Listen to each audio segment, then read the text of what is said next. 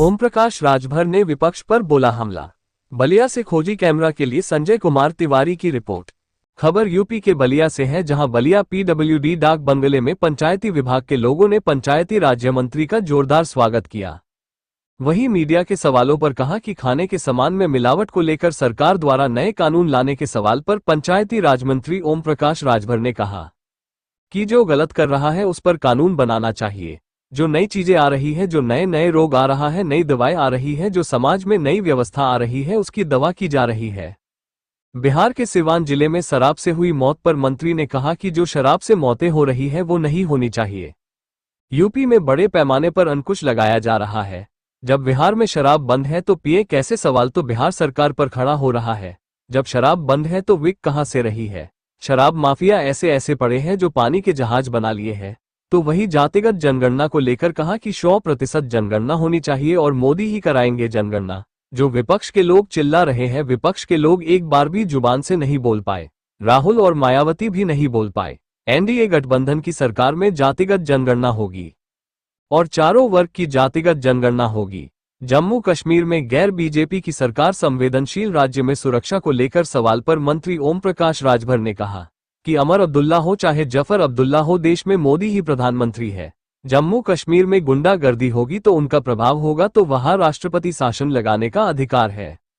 बहराइच की घटना पर कहा कि कानून व्यवस्था को बिगाड़ने वाले के खिलाफ बड़ी शक्ति से तत्काल पुलिस ने बड़ी कार्रवाई की है।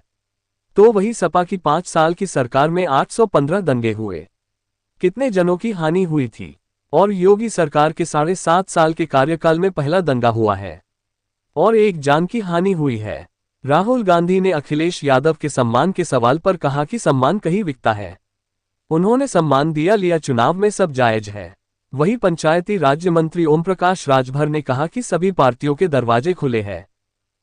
ये छूट कर रही है कि खाने में भोजन में छूट मिलाया जा रहा है, जिसको लेकर के कानून लाना जरूरी है, उस पर क्या कहेंगे आप? देखिए, अगर कोई गलत कर रहा है तो उसके लिए कानून बनना चाहिए। जो कानून बना है और कोई नई चीज़ें आ रही हैं, जैसे कि कोई नया रोग आ रहा है तो उसके लिए नई दवाएं आ रही हैं। उसी तरह अगर कोई नई बीमारी आ रही है, कोई पैदा कर रहा है समाज में गंदी हरकत कर रहा है, तो उसके लिए नई व्यवस्था की ज़रूरत है। तो बिहार में आज कुछ लोग शराब पी करके मर गए हैं, जहरीली शराब सिवान में, क्या कहेंगे? शराब बंदी इस तरह से देखिए, शराब पी करके जो लोग, जिन लोगों के लिए दुखद घटना है, ऐसी घटनाएं नहीं होनी चाहिए।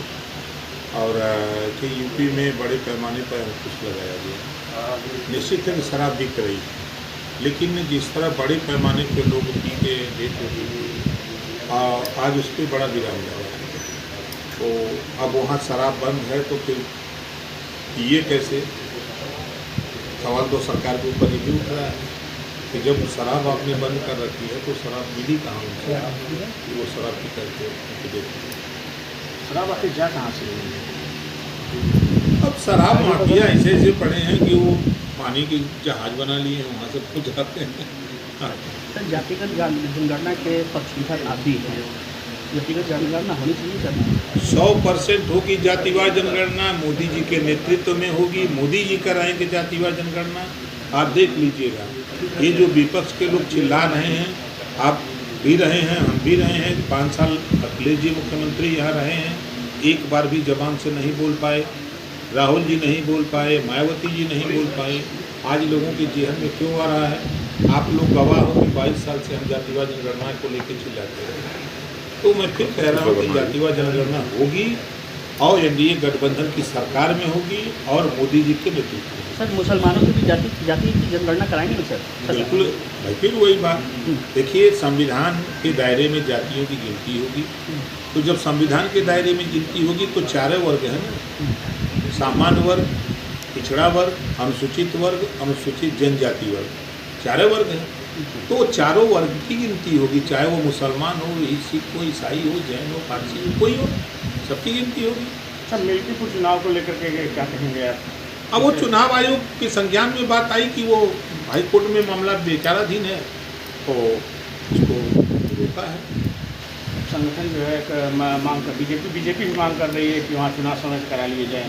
तो वो अपना रिट दाखिल किए वापस कर लें तो संभावना है। लेकिन लगता नहीं है, क्योंकि अब कल से नामिनेशन शुरू होगा, तो फिर चुनाव आयोग अब किसी भी घर का तो है नहीं, वो भी स्वतंत्र है। सर, जम्मू कश्मीर जैसे राज्य में गैर बीजेपी की सरकार, संवेदनशील राज्य, सुरक्षा को लेकर के कैसे देखते हैं सर? वहाँ गैर बीजेपी की सरकार बनी है वहाँ, और अमर अब्दुल्ला और तमाम ऐसे लोग वहाँ, कोई अमर अब्दुल्ला हो चाहे जफर अब्दुल्ला हो, और देश में माननीय मोदी जी प्रधानमंत्री हैं और जम्मू कश्मीर के भी प्रधानमंत्री हैं।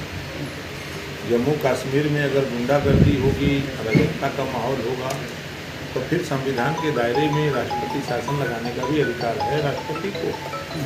तो कहीं भी किसी सरकार को संविधान से करके कोई गलत करने की छूट नहीं दी जाएगी। सर एक सवाल और है, जिसमें से आप बीजेपी के साथ आए, तमाम मुद्दों के साथ आप आए थे, उस समय शराब का भी मुद्दा था, तमाम मुद्दे थे, वो मुद्दे पूर्वांचल को राज्य अलग राज्य बनाने के भी मुद्दे थे, तो सारे मुद्दे आपके शिथिल पड़ गए, क्या मजबूरी है सर? नहीं आप नहीं, शराब पे आप नहीं बंदी को लेकर के आप चलिए, मैं माइक पर ना चलिए, मैं याद होगा कि हमको अंदाज है कि हम लोग 10 साल या 7 साल पहले यहीं कार्यक्रम किए थे। आप देखिए जितने कार्यक्रम हमने जिन इशू को किया, आपके इसी बलिया में हम लोग महिला सम्मेलन किए, और मोदी जी ने 33% रिजर्वेशन महिलाओं को लागू हो गया। कम से कम हम 25 जिले में महिला सम्मेलन किए। अब जो अधिकार लागू हुआ है 33%, उसके लिए उनको जागरूक करने जा रहे हैं कि भाई 33% रिजर्वेशन विधानसभा में, लोकसभा में 1/3 आपको मिलने जा रहा है, तो आप उसके लिए जो हमारे बहुएं हैं, बहनें हैं, जो राजनीति में वो आवें और राजनीति में आगे बढ़ के हिस्सा लें, तो उनको कैसे जागरूक करेंगे? जो केंद्र और प्रदेश सरकार की योजनाएं हैं, उनको कैसी जानकारी होगी? हमको बताना पड़ेगा ना। तो हम आज पंचायती राज मंत्री हैं, अल्पसंख्यक कल्याण देख रहे हैं, तो उन चीज़ों की जानकारी जनता को होनी चाहिए ना। जैसे अभी नई स्कीम हमने 2 महीना पहले बनाया, जीरो पॉवर्टी। हर गांव से 25 ऐसे परिवार चयन करेंगे, उनको सारी सुविधा जो भी केंद्र प्रदेश सरकार से अब तक की योजनाएं बनी, उसको नहीं मिली, सारी योजना उसको दे करके हम उसको विकास की मुख्य धारा में ले आने का प्रयास करेंगे। बहराइच के घटना को क्या मानते हैं कि पुलिस की वो नाकामी है? बहराइच की घटना पुलिस की कामयाबी रही है कि 1000 दंगाइयों को कब्जे में किया। 2 दिन तक दंगा चलता रहा। उसको उठा के देखिए भाई, कानून व्यवस्था बिगाड़ने वाले लोगों के खिलाफ जितनी सख्ती से सरकार और पुलिस ने कार्रवाई की है, वहीं अगर आप उठा के देखिए, सपा की सरकार में 5 साल में 815 दंगे हुए थे। पूछिएगा सपा से, 815 दंगे हुए थे, कितने जन की हानि हुई थी, उन्हीं से पूछ लीजिएगा। और 7.5 साल के कार्यकाल में पहला दंगा है, 1 जन की हानि हुई है। सर, जो सम्मान राहुल गांधी ने अखिलेश यादव को लोकसभा चुनाव में दिया था सर, वो सम्मान इस समय ना महाराष्ट्र में देखने को मिल रहा है, ना यहाँ हरियाणा में देखने को मिला। क्या लगता है सर कि आने वाले चुनाव में कांग्रेस और सपा का अखिलेश और सम्मान कहीं बिकता है? सम्मान अर्जित किया जाता है। तो दोनों लोगों ने एक दूसरे को सम्मान दिया लिया। राजनीति में सब जायज है। सर, आपके लिए भी बाकी पार्टियों के दरवाजे अभी खुले हैं सर? सभी पार्टियों के दरवाजे खुले हैं, सबके लिए। आपके लिए भी खुले हैं? सबके लिए